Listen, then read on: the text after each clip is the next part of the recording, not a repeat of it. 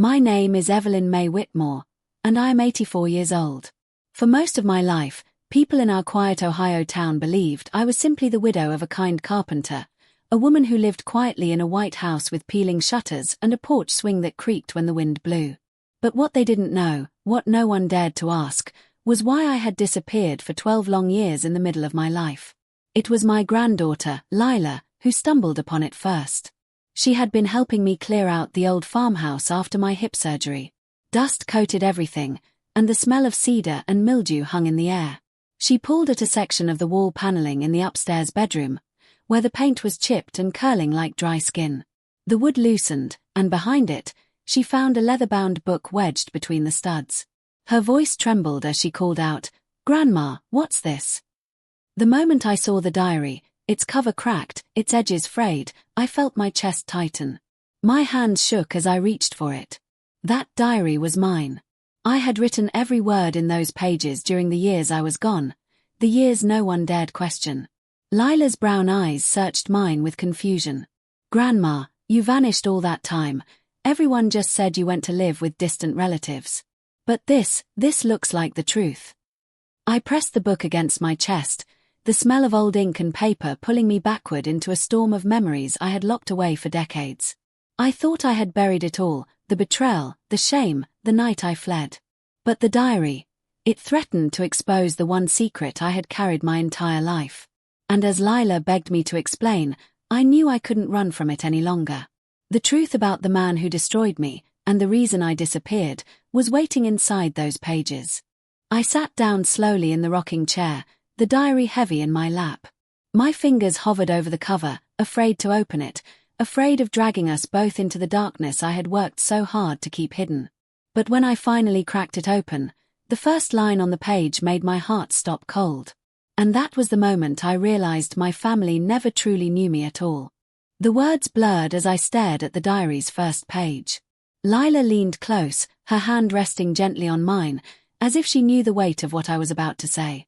My voice trembled as I read aloud the opening line I had written decades ago. I was 22 when I met him, and I thought the world had finally given me a reason to believe in love. His name was Charles Whitmore, though back then everyone just called him Charlie. He wasn't handsome in the traditional sense. His nose was crooked from an old football injury, and his teeth weren't perfect. But he had the kind of smile that made you feel chosen, like sunlight had found you in a crowd. I was a girl from a struggling farm family, wearing second-hand dresses, working nights at the diner just to help Mama pay the mortgage. And here was Charlie, strolling in with his easy laugh and promises that sounded like freedom.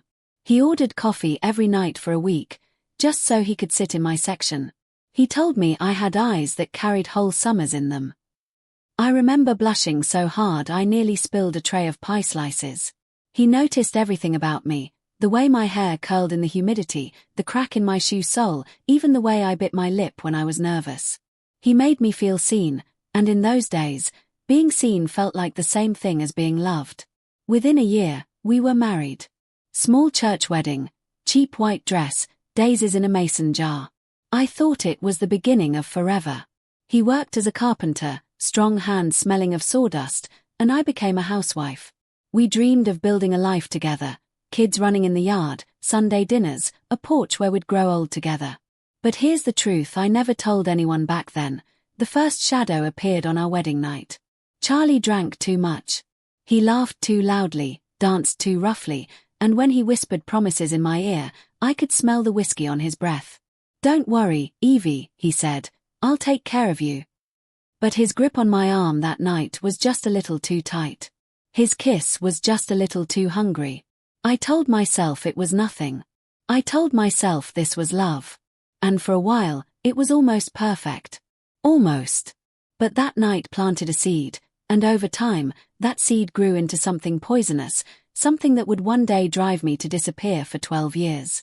And as I closed the diary in my lap, I could see Lila staring at me, wide-eyed. She whispered, "Grandma, what did he do to you?" I looked her in the eye, my throat dry, and said the words I had avoided my whole life. He betrayed me in ways no woman should ever forgive. When you're young, you learn to excuse the people you love. That's what I did with Charlie. Every bruise on my arm, every late night he stumbled in smelling of beer and perfume, I told myself, he works hard, he deserves to blow off steam. I thought being a good wife meant keeping my mouth shut and smiling through the pain. It started small. A missing $20 bill from the sugar jar. A neighbor whispering that they'd seen him leaving Millie Granger's porch after dark. I ignored it all, because the thought of being wrong about him, about us, was too much for me to bear. I had pinned my whole future to Charlie. If he failed me, what did that make of my life? But then came the night that changed everything. I was 31 years old, standing at the kitchen sink washing dishes when I heard the knock at the door. It was Sheriff Danvers, hat in his hands, his eyes not meeting mine. "Evelyn," he said softly, "Charlie's been arrested." My heart dropped. Arrested? For what? He hesitated, shifting from one boot to the other. "Bar fight over in Cincinnati. But it ain't just that. There's talk he was seen in the back room of a gambling hall. With another woman." I remember gripping the sink so hard the porcelain cracked beneath my fingers. My chest burned. Another woman. I wanted to scream, but all that came out was a whisper. "No, no, not my Charlie." When he came home the next day, smelling of sweat and shame, he swore it was all a mistake. He said, "Evie, you're the only one I've ever loved. Don't listen to gossip." He dropped to his knees, tears streaming down his face, and begged me to forgive him. And I did. Because that's what women like me did in those days. We forgave. We folded our pain into silence and cooked supper as if nothing had happened. But the silence didn't heal me. It hollowed me out. I remember lying awake that night, staring at the ceiling, knowing deep down that a storm was coming. A storm that would strip me of everything I thought I knew about marriage, loyalty, and love. As I read these words aloud from the diary, my granddaughter covered her mouth, her eyes filling with tears. "Grandma," she whispered, "why didn't you leave him then?" I closed the book slowly, my voice breaking. Because, child, sometimes the chains you can't see are the heaviest of all. After Charlie's arrest, the whispers around town never stopped. In the grocery store, women leaned close to each other, pretending to look at canned beans while stealing glances at me. In church, the pastor's wife offered forced smiles and pitying eyes, as if she knew a secret I didn't. Small-town gossip spreads like wildfire, and soon I couldn't step outside without feeling the weight of shame pressing down on me. But I stayed. Why? Because by then, I had 2 children. My son, Raymond, and my daughter, Clara. They were still little, Raymond barely 7 and Clara only 4, their laughter still pure, untouched by the darkness in their father. I told myself I was protecting them, that leaving would break them. So, I set my jaw, ironed Charlie's shirts, cooked his meals, and pretended we were a normal family. There were good days, I can't lie. Sundays when Charlie swung the children high in the air and they squealed with joy. Nights when he came home sober, kissed my cheek, and spoke about building us a better future. For those brief moments, I let myself believe he was the man I fell in love with, the man who once promised me forever. But good days never lasted. The drinking got worse. He'd disappear for days, sometimes weeks, with no explanation. When he came back, his pockets were empty, his eyes hollow, and the stench of perfume clinging to his shirt. I tried to confront him once, standing in the kitchen with my arms crossed and fire in my voice. "Where were you, Charlie? Who was she?" He slammed his fist on the table so hard the plates rattled. "Don't you dare question me, Evie. I put food on this table. You should be grateful." Grateful. That word cut deeper than any slap ever could. I swallowed my pride, wiped the tears from my face when the children weren't looking, and told myself I had to endure it, for them. For Raymond and Clara. But deep inside, a part of me was breaking, splintering like old wood beneath too much weight. And though I didn't know it then, Charlie's betrayals were only beginning. The worst was still coming, something so cruel it would force me to walk away from everything I knew and vanish for 12 long years. As I read this part of my diary aloud, my granddaughter Lila gripped my arm tightly.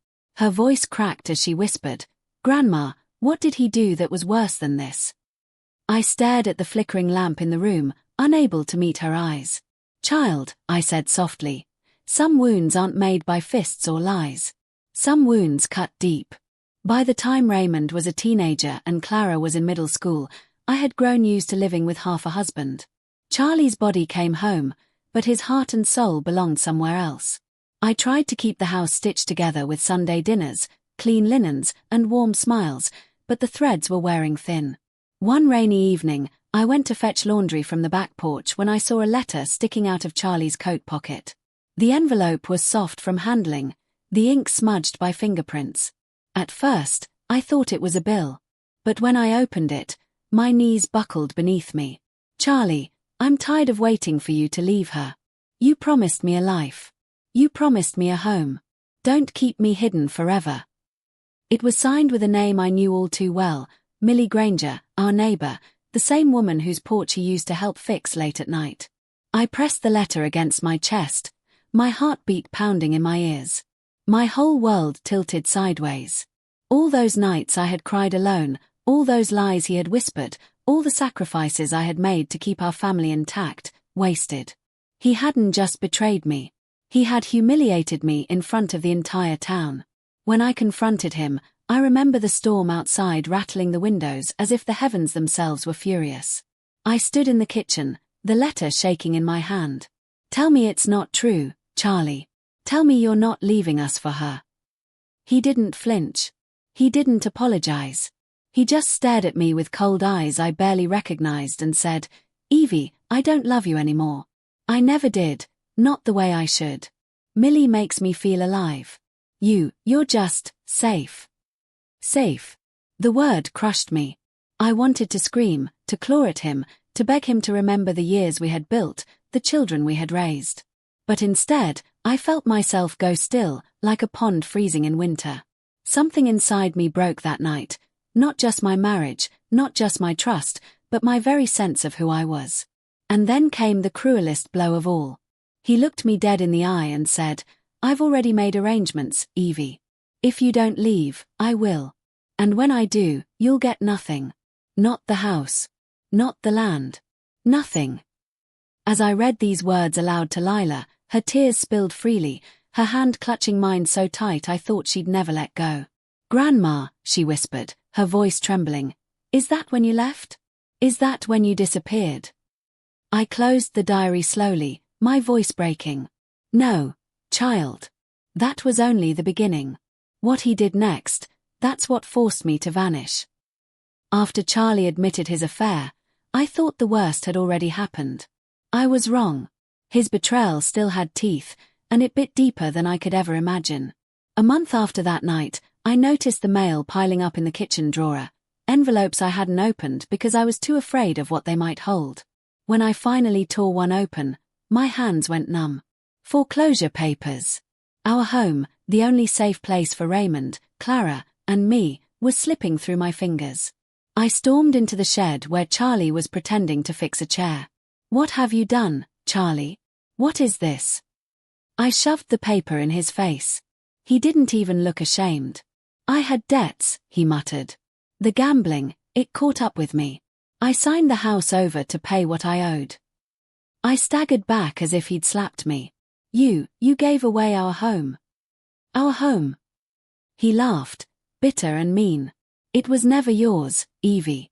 You're just the woman who cooked my meals and raised my kids.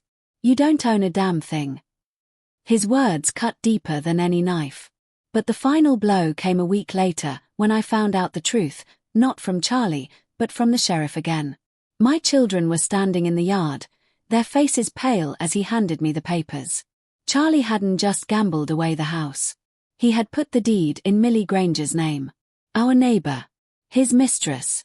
I dropped to my knees in the dirt, clutching those papers as the ground seemed to vanish beneath me. My children were watching, their innocence cracking as they realized their father had traded us for another life.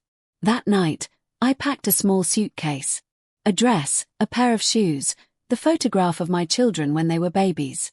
I kissed Raymond and Clara as they slept, tears soaking their pillows. And then, I walked out the door. Not because I wanted to. Not because I was brave. But because I couldn't bear to let them see me break any further. I disappeared into the night, boarding a bus with no destination, no plan, just a hollow heart and 12 years of silence ahead of me. As I spoke these words aloud, Lila covered her face with her hands, sobbing. "Grandma," she cried. "How could he do that to you? How could anyone?" I looked at her through the shadows of that room, the diary heavy in my lap. "Because, child," I whispered, "a man who worships his own hunger will burn down the whole house, even with his family inside it." I used to think running away was something only cowards did. But when I left that night, suitcase in hand, I realized survival isn't cowardice, it's instinct. And mine told me if I stayed, Charlie would take more than the house. He'd take me. I boarded a Greyhound bus headed west. I didn't care where it stopped. I just needed to be anywhere that wasn't Ohio, anywhere that wasn't under Charlie's shadow. For 3 days, I traveled with nothing but stale crackers, a half-empty water bottle, and the photograph of my children folded so many times the edges tore. Every mile felt like a sin. Every mile felt like freedom. I ended up in Springfield, Missouri, a small city where no one knew my name. I took a job as a cleaner at a nursing home. Ironic, isn't it? A young woman scrubbing the floors where old women clung to their memories. I slept in a rented room above a bakery, the smell of bread the only comfort I had. For 12 years, that was my life. Quiet. Small. Invisible. But being invisible has a cost. Every birthday I missed, every Christmas without my children, every time I walked past a schoolyard and heard laughter, I felt the sharp ache of what I'd left behind. Some nights, I'd lie awake clutching that photograph, whispering their names like a prayer. Raymond. Clara, hoping somehow they could hear me. There were days I thought about going back. Days I nearly bought a ticket home. But then I'd remember the look in Charlie's eyes, the way he stripped me of everything, and fear chained me down. What if he found me? What if he poisoned my children against me? So I stayed hidden.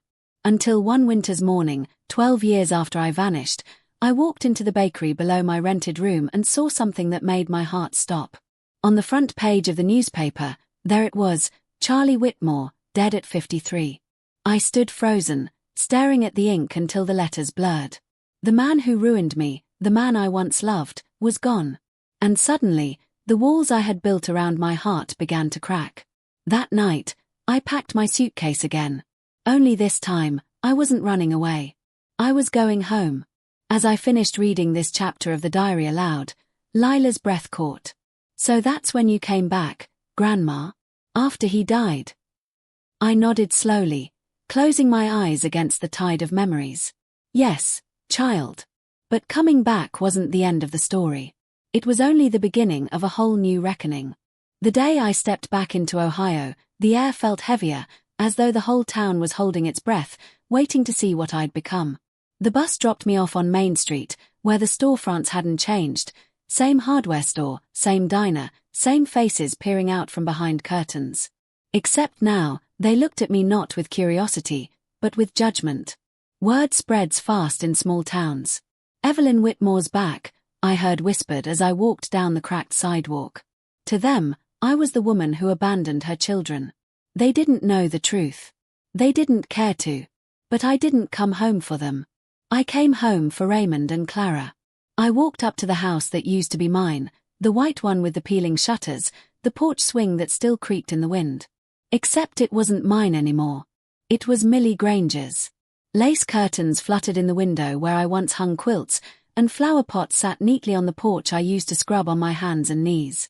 My heart ached, but I kept walking until I reached Raymond's house. I knew it was his because the mailbox read R. Whitmore. My hands trembled as I knocked. The door opened, and there he was, my boy. But he wasn't a boy anymore.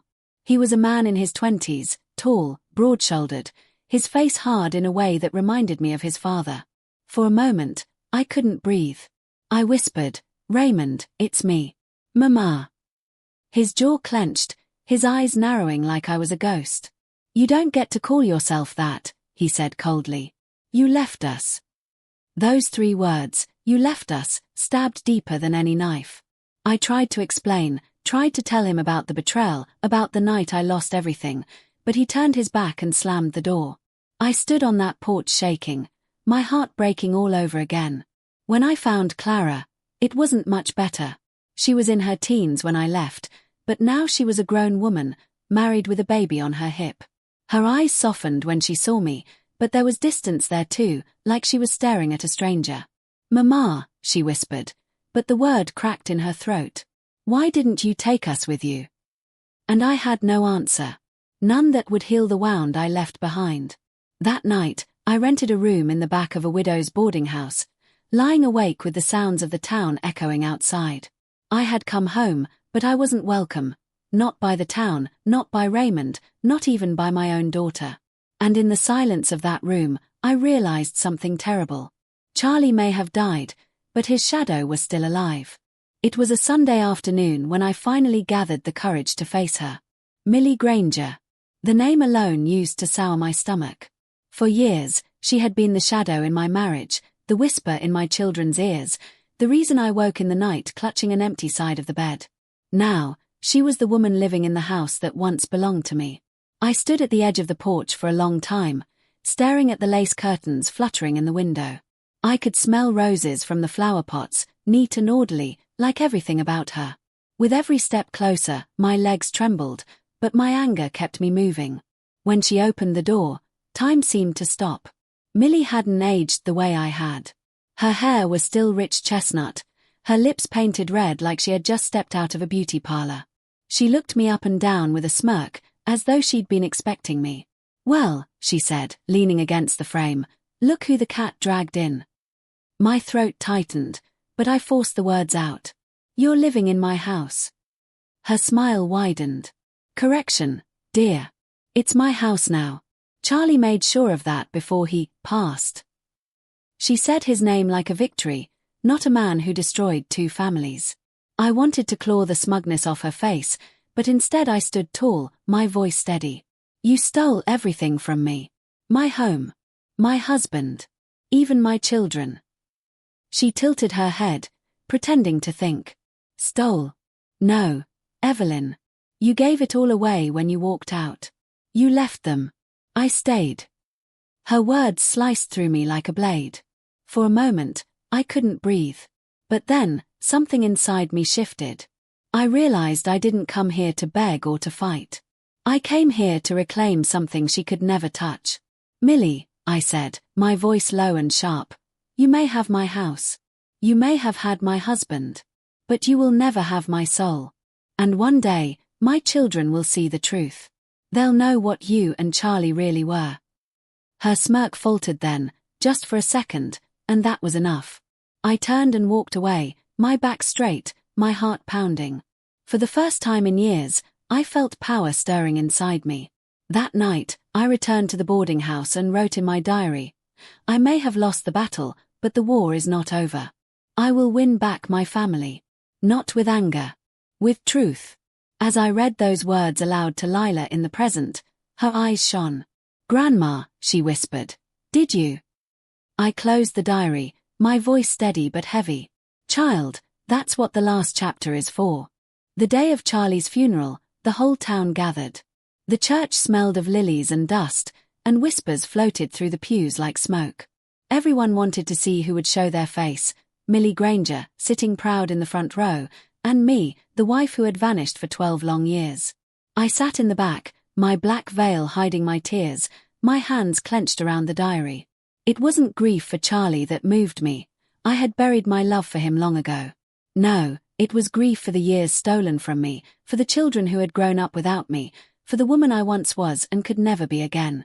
When the service ended, I rose to leave, but then I saw them, Raymond and Clara. My children. My heart leapt and cracked at the same time. Clara's eyes met mine first. She hesitated, then, with her baby balanced on her hip, she walked toward me. "Mama," she whispered, her voice trembling. "Tell me the truth. All of it." It was the moment I had been waiting for. My hands shook as I opened the diary, the pages yellowed, my words etched in ink like scars. And there, in the quiet of the church, I read aloud. I told them about the gambling, the drinking, the mistress who wore my life like a stolen dress. I told them about the night he gave away our home.